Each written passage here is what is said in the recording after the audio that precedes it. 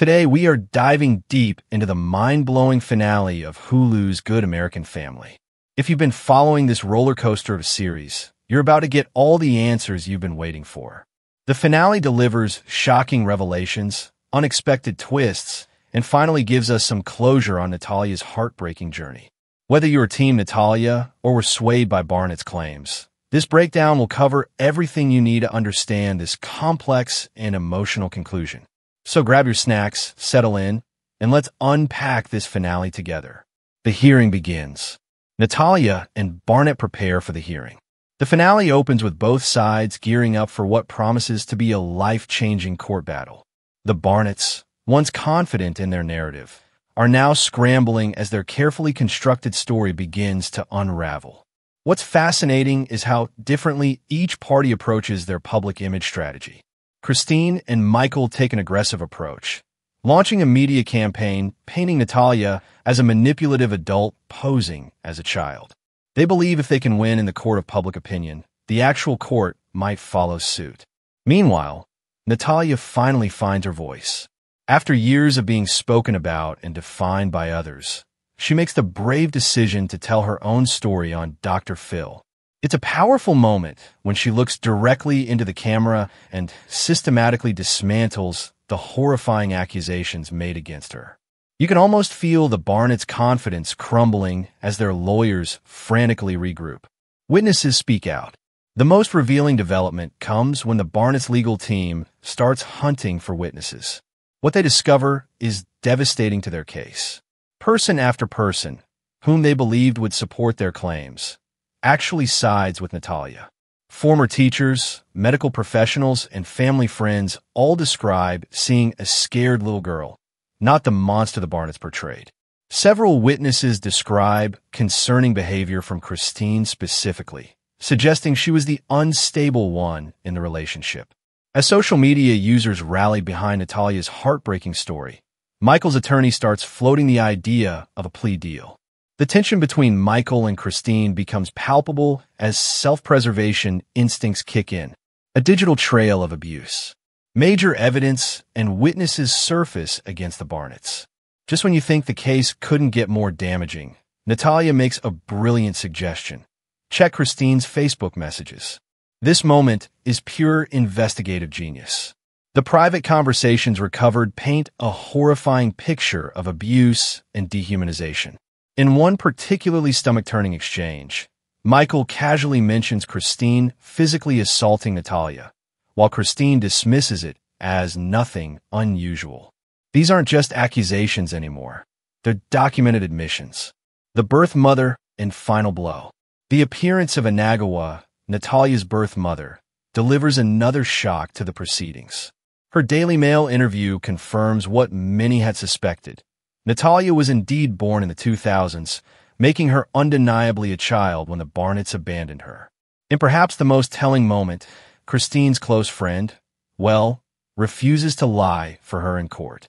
Despite years of friendship and personal debts to Christine, can't bring herself to testify about behaviors she never personally witnessed. It's a powerful testament to how thin the Barnetts' narrative truly is. Even their closest allies can't corroborate their version of events when pressed under oath. A legal loophole. Sensing she's losing control, Christine orchestrates a family reunion, complete with pizza night and teary confessions. Then, the justice system fails Natalia again. Just when justice seems within reach, the legal system delivers a crushing blow. In a procedural move no one saw coming, Michael's lawyer presents the previous court decision regarding Natalia's age. He argues that since another court had already ruled on the matter, it shouldn't be relitigated. It's a technical maneuver, but devastatingly effective. The judge's decision is like watching a house of cards collapse in slow motion. By agreeing that Natalia's age can't be questioned, every piece of evidence supporting her case becomes inadmissible. Her birth mother's testimony? Inadmissible. Medical experts confirming her childhood developmental stages? Inadmissible. Even the damning Facebook messages? Inadmissible because they reference Natalia as a child. I was a child. In one of the most powerful scenes of the series, We watch Natalia's face as she realizes the system has failed her again. After summoning the courage to fight, after finally having evidence and witnesses on her side, the Barnetts walk free. Not because they were proven innocent, but because the truth wasn't allowed to be heard. But Natalia isn't finished. In a moment of pure courage, she confronts Michael at his home. Michael attempts to position himself as a fellow victim of Christine's manipulation. But Natalia refuses to accept this false equivalence. "I was a child," she reminds him. "You were supposed to protect me." Before Michael can respond, Christine arrives with Jacob, their son. Jacob apologizes to Natalia, acknowledging that his mother painted her as a monster. Natalia's grace in that moment, telling Jacob he was just a child following his parents' lead, cements her strength and humanity. The verdict that truly matters. The legal system fails Natalia, but the court of public opinion delivers a very different verdict. The evidence presented during the trial, even if ultimately inadmissible, plants seeds of doubt in everyone's mind, including those closest to Christine. Well, once Christine's staunchest defender begins questioning the narrative she supported for years. When she gently raises these questions, Christine's mask slips, revealing the manipulation underneath as she reminds well of past favors and obligations. The internet becomes Natalia's most powerful ally. Social media users rally around her story, offering the support and belief that the legal system denied her. Fallout and final triumph. For Christine, this public verdict brings consequences she never anticipated. Online harassment, lost friendships, and a permanently damaged reputation. Interestingly, this victory reveals cracks in Natalia's relationship with her new adoptive mother, Cynthia.